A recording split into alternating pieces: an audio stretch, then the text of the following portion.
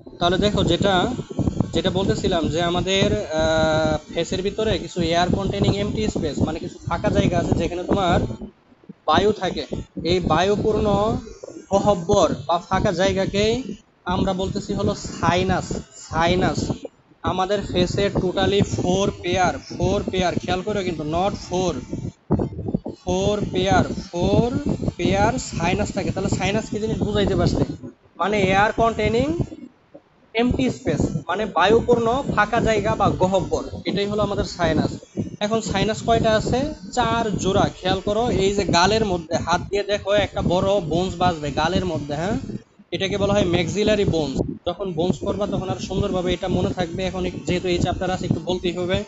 তাহলে এখানে এই ম্যাক্সিলার ভিতরে ফাঁকা জায়গা আছে, আমরা হাত দিয়ে ধরছি, দেখছি, অনেক কিছু করছি, এই জন্য প্র্যাকটিক্যাল নলেজ ইনশাল্লাহ আলহামদুলিল্লাহ এই জন্য ভালো মনে আছে।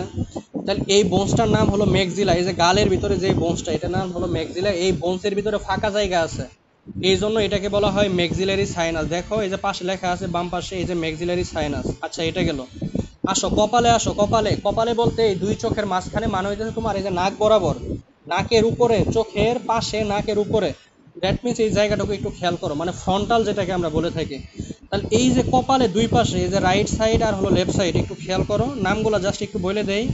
এই যে রাইট সাইড আর হলো লেফট সাইড, এই ফ্রন্টাল বা তোমার চোখের উপরে, আর হইতেছে নাকের দুই পাশে, নাকের দুই পাশে চোখের উপরে, নাকের অ্যাপেক্সের মানে উপরে, আর হইতেছে দুই পাশে, ঠিক আছে, নাকের দুই পাশে আর চোখের উপরে, এটাকে বলতেছে ফ্রন্টাল সাইনাস। কারণ হলো এই যে কপালে যে বোনসটা থাকে না, এটা নাম হচ্ছে ফ্রন্টাল বোন। মানে বোনসের নাম দিয়ে সাইনাসগুলোর নামকরণ করছে।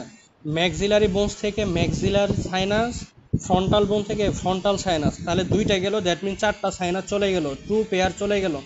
এখন আসো এই যে নাকের পাশে, এখানে আসলে যদিও দেখানো হয় নাই, এখানে দুইটা আছে, হ্যাঁ, এখানে দুইটা আছে। একদম চোখের কিনারে তুমি কাঁদলে বা তোমার চোখ থেকে পানি বের হলে যেই রাস্তা দিয়ে তোমার চোখের পানি আসে, সেই রাস্তার কাছাকাছি দুইটা সাইনাস আছে।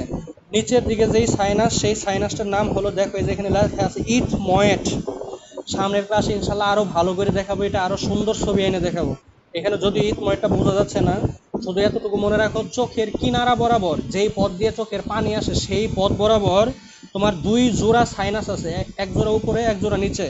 নিচের যেটা, এটা হলো ইথময়েট, আর উপরেরটা হলো স্ফেনয়েট। এই পাশেও আছে, এই পাশেও আছে কিন্তু। তাহলে টোটাল ফোর পেয়ার সাইনাস আছে। তাহলে সাইনাস কি জিনিস একটু খেয়াল করো, আমি আবার রিপিট করতেছি, শেষ আর 1 মিনিট বললেই শেষ। সাইনাস হলো আমাদের মুখের ভিতরে এমন কিছু কিছু বোনস বা হাড় আছে যেগুলার ভিতরে ফাঁকা, এই ফাঁকার ভিতরে কি থাকে? এয়ার থাকে। এই এয়ার কন্টেইনিং এমটি স্পেস যেটা আছে, এটাকে আমরা বলতেছি সাইনাস।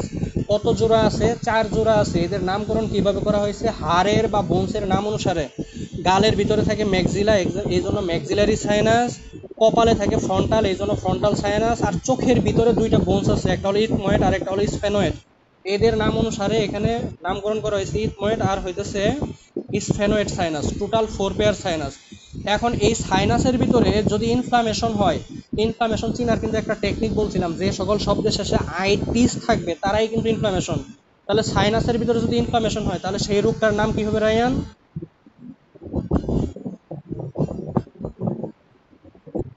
Good, sinusitis. এই যে পাশে দেওয়া আছে, হ্যাঁ।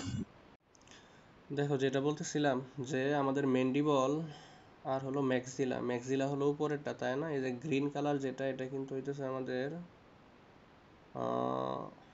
ম্যাক্সিলা। এই গ্রিন কালারটা হলো ম্যাক্সিলা, একটু খেয়াল করো, এটা হলো ম্যাক্সিলা। আর নিচেরটা হলো ম্যান্ডিবল। মনে রাখার টেকনিক বলতেছি, আর বাকিগুলো ইনশাল্লাহ এমনি রিডিং দিলেও পারবে, এমনি আগে থেকেও জানো। তাহলে এই ম্যাক্সিলা হইতেছে উপরের দাঁতগুলো এখানে লাগানো থাকে। এখন কোনো কারণে যদি তোমার দাঁতকে উঠায়, উঠানোর সময় যদি ইনফেকশন হয়, যেমন আমি উঠাইছিলাম, ইনফেকশন হয় না, সেটা ভিন্ন বিষয়। অথবা যদি কারো দাঁত এমনি ক্যারিস হয়, ডেন্টাল ক্যারিস যেটাকে বলা হয়, তাহলে কিন্তু সেই ইনফেকশনটা এই ম্যাক্সিলাতে যাবে। আর ম্যাক্সিলার এই যে এই জায়গায় কিন্তু তোমার এমটি স্পেস আছে, ক্যাভিটি আছে, ঠিক আছে? এখানে কিন্তু ইনফেকশন হবে। আর এখানে ইনফেকশন হওয়া মানে হচ্ছে সাইনোসাইটিস হওয়া। দেখো এটা একটা বিষয়। এরপরে আসো, আমাদের সাইনাসগুলোর নাম কি ছিল রায়ান, একটু বলো তো দেখি। ওই ম্যাক্সিলা তো আমি একটা বললাম, আর বাকি তিনটা একটু বলো তো।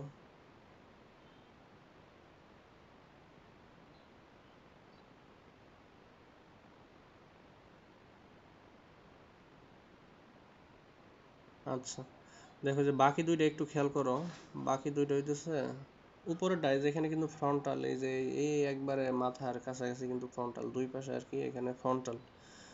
দেখো এই যে বাকি দুইটা, এই যে এই চোখের দুই পাশে কিন্তু, তাই না, এই চোখের দুই পাশে কিন্তু এখানে আছে, এই চোখের দুই পাশে একটা হলো অ্যাথময়েড আর একটা হলো স্ফেনয়েড।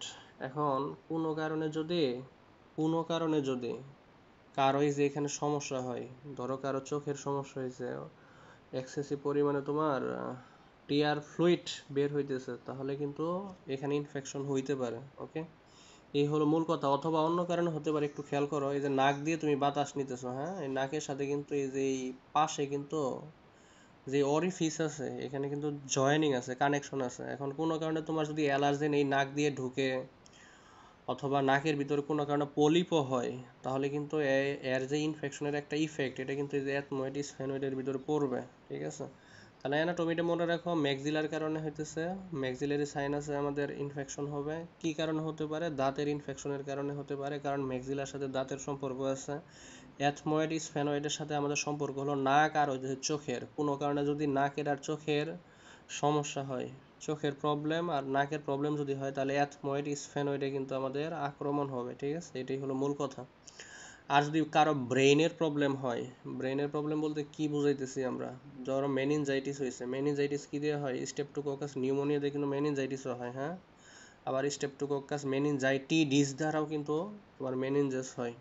তো কারো যদি মেনিনজাস হয়, তাহলে কিন্তু এই যে উপরে যেটা আছে, এই ফ্রন্টাল সাইনাস যেটা আছে, এটা কিন্তু ইনফেকশন হতে পারে। এই কিছু আর কি মনে রাখবা, ঠিক আছে, মানে একটু টেকনিক্যালি মনে রাখবা। দেখবে বইয়ের ভিতরে 8 9 10টা দেওয়া আছে, এত তো মনে রাখা সম্ভব না। তো যেগুলো মনে রাখার মতো এগুলো একটু মনে রাখবে, একটু অ্যানাটমি দিয়ে মনে রাখবে, তাহলেই শেষ।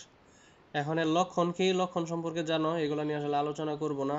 লক্ষণ হইতেছে কি, যেহেতু এখানে ইনফ্লামেশন হবে, অবশ্যই এখানে পুঁজ জমতে পারে, ঘাড়ও তোমার গ্রিন বিস্কিট কালার, ঠিক আছে, গ্রিন কালার বিস্কিট জমতে পারে। বিস্কিট কালার না হলে, বিস্কিট হইতেছে একটা সাবস্টেন্স, তো জমতে পারে। তারপরে হচ্ছে তোমার সাইনুসাইটিস। একটা কথা মনে রাখবা, যেখানে আইটিস আছে সেখানেই কয়েকটা শব্দ মনে রাখতে পারো, যদিও এগুলো আসলে আমাদের মেডিকেলের ভাষা। সেটা হলো তোমার ক্যালর, ডলর, রুবর, তারপর হইতেছে টিউমর, আরেকটা আছে ফাংশনস লেসিয়া। 5টা জিনিস। যেখানে ইনফ্লামেশন হবে সেই জায়গাটা লাল হয়ে যাবে, ফুলে যাবে, প্রচণ্ড ব্যথা হবে, তারপর হইতেছে সেই জায়গায় সেন্স থাকবে না। এই কয়েকটা কথা আছে, চাইলে মনে রাখতে পারো, নাহলে নট লেস, মানে তোমাদের জন্য এগুলো আসলে প্রযোজ্য না, কিন্তু মনে রাখতে পারো। যদি কোথাও ইনফ্লামেশন হয়, তাহলে লাল হয়ে যাবে, প্রচণ্ড ব্যথা হবে, ফুলে যাবে।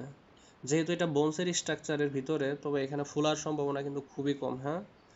তাহলে রোগের লক্ষণ কি কি বললাম? 1 নাম্বার বলছি পুঁজ থাকবে ভিতরে, তারপর তীব্র মাথা ব্যথা হবে, যেহেতু এটা মাথার সাথে সম্পর্ক, তাই না, তাহলে প্রচণ্ড মাথা ব্যথা হবে, মানে ঘাড় এদিক ওইদিক ঝুলাইতেই পারবা না, এরকম মাথা ব্যথা হবে। যেহেতু নাকের পাশে আছে তোমার সাইনাস গুলা, তাহলে নাক দিয়ে তুমি শ্বাস নিতে গেলেও তোমার প্রচণ্ড কষ্ট হবে, নাক বন্ধ হয়ে যাবে, দেখা যাবে। এরপরে যেহেতু ভিতরে পুঁজ জমবে, এই সাইনাস গুলার ভিতরে যেহেতু পুঁজ জমবে, একটু আগে বললাম যে নাকের অরিফিসের সাথে ওই আমাদের চোখের অরিফিসের কিন্তু মিল আছে। অনেক সময় দেখবা মানুষ কান্না করলে নাকের মানে চোখের পানিটা নাক দিয়ে বের হইতেছে কিন্তু, হ্যাঁ, এটা কিন্তু ঘটনা ঘটে এরকম। তাহলে নাকের পানি আর চোখের পানি কিন্তু এক হইতে পারে। তো দেখা যাবে তোমার কোনো কারণে যদি ইনফেকশন হয় এই সাইনাসের ভিতরে, তাহলে কি হবে, নাক দিয়ে তুমি নিঃশ্বাস নিতেছো বা প্রশ্বাস নিতেছো, যাই কিছু করতেছো কেন, মানে এক্সপিরেশন করার সময় দেখা যাবে তোমার নাক দিয়ে প্রচন্ড বাজে গন্ধ আসতেছে, হ্যাঁ। যেহেতু ভিতরে পুষ জৈমা আছে, ওই যে এক কথায় যেটা বলছি, ভিতরে যেহেতু পাস জৈমা আছে, তাহলে কিন্তু প্রচন্ড গন্ধ হবে। তারপরে ওই যে দেখো তোমার আজমল স্যারের বইয়ে 6 নাম্বার পয়েন্টে একটা কথা লেখা আছে, অনুভূতিহীন। ওই যে 5টা পয়েন্ট বললাম না, ক্যালর, ডলর, রোবর, টিউমার, ফাংশনস লেসিয়া। এই 6 নাম্বার কিন্তু এই কথাটাই বলা আছে, অনুভূতিহীন মনে হবে, মানে সেন্সলেস মনে হবে। তারপরে আরো কয়েকটা কথা, ওই যে 7 নাম্বারে দেখো বলা আছে ব্যথা হবে। ঠিক আছে, ক্যালর, ডলর, রোবর, এই 5টা মনে রাখলে আসলে মূলত যে কোনো জায়গায় তুমি খাটাইতে পারবা। ওকে, তাহলেই, তাহলে পাস জমতে পারে, প্রচন্ড ব্যথা হবে, সেন্স থাকবে না। সেন্স বলতে ওই যে অনুভূতি থাকবে না, যেই জায়গাতে ইনফেকশন হবে ওই জায়গাতে অনুভূতি থাকবে না, কিন্তু প্রচন্ড ব্যথা হবে ঠিকই। ওকে, এখন এর জটিলতা কি হতে পারে? এর জটিলতা দেখতেই আছো, যেহেতু এটা মাথার বিষয়, তাহলে আসলে চোখের পাশে যেহেতু আছে, তাহলে তোমার দেখা যাবে যে ব্লাইন্ডনেস হয়ে যাইতে পারে, দৃষ্টি হারায় ফেলতে পারে। ওকে, দেখো জটিলতাগুলোও কিন্তু মনে রাখার একটা টেকনিক আছে, একটু খেয়াল করো। যেহেতু চোখের পাশে যেহেতু, তাহলে এখান থেকে মনে রাখতে পারো এই ব্লাইন্ডনেস হয়ে যেতে পারে। ওকে, আচ্ছা উপরে আসো। যেহেতু এই যে চোখের উপরে আছে, এটাকে কি বলা হয়? Peri orbital. পেরি মানে কিন্তু চারপাশে বোঝায়। ঠিক আছে, তাহলে চোখের সংক্রমণের ফলে, চোখ সংক্রমণ হইলো যেটা, এই পেরি অরবিটাল চোখের চারপাশে কিন্তু তোমার অনেক জটিলতা দেখা দিতে পারে। মেইন কথা হইতেছে তোমার চোখের ভিতরে কিন্তু সমস্যা হবে, আর হলো মাথায় সমস্যা হবে, বাকিগুলো কিন্তু তেমন একটা মানে গায়ে লাগানো হয় না।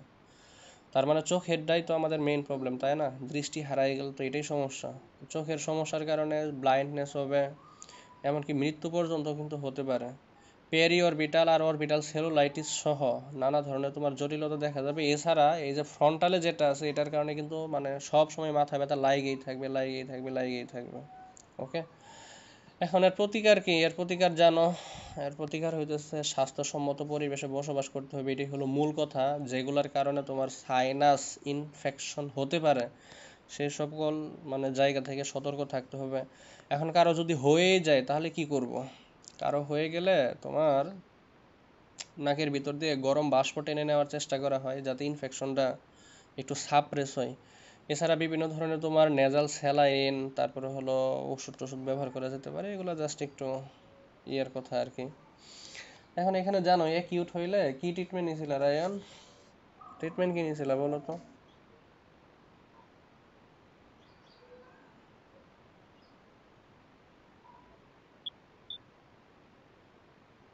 হুম, অ্যাকিউটে সাধারণত তোমার ট্রিটমেন্ট লাগে না, বুঝছো, এমনি ভালো হয়ে যায়, মানে 3-4 সপ্তাহের মধ্যেই ভালো হয়ে যায়, তবে প্রচণ্ড ব্যথা হয়। এটাই হলো মূল বিষয়। যে ভাইরাস আর ব্যাকটেরিয়া দিয়ে হইলে মূলত তোমার ট্রিটমেন্ট লাগে না, বেশি ট্রিটমেন্ট লাগে না, অথবা না করলেও হয়ে যায়। কিন্তু ফাঙ্গাস দ্বারা যদি হয় তাহলে কিন্তু ট্রিটমেন্ট লাগে, ফাঙ্গাল কজ দ্বারা। হ্যাঁ, আর ক্রনিক হইলে কিন্তু দেখা যায় তোমার এর সাথে আরেকটা জিনিস মনে রাখতে পারো, যে সাইনোসাইটিসের মধ্যে কিন্তু জ্বর থাকে। যদি ক্রনিক হয় কারো, তার কিন্তু এক নাগার জ্বর থাকবে। এটাই হলো মানে অন্যতম একটা সাইন সিমটম বলতে পারো। মাথা ব্যথা ওগুলো তো থাকবেই যদি কারো ক্রনিক হয়। অ্যাকিউটেও থাকে মাঝে মাঝে। তাহলে দেখা যায় যে তার কাশি থাকতেছে, জ্বর থাকতেছে, অনেক সমস্যা কিন্তু চলে আসে। হ্যাঁ, তো এই ক্রনিকেই মূলত আমরা চিকিৎসা করে থাকি। অ্যাকিউটে তেমন একটা চিকিৎসা দেওয়া হয় না, কিছু অ্যান্টিবায়োটিক আর কিছু, কেউ যদি চায় আর কি ট্রিটমেন্ট করতে পারে, তবে লাগে না সাধারণত। তবে ফাঙ্গাল কজ হলে ট্রিটমেন্ট লাগবে, এটা কনফার্ম। এই ছিল আমাদের কিন্তু মোটামুটি সাইনোসাইটিস। বাকিগুলো জানো, এগুলো আর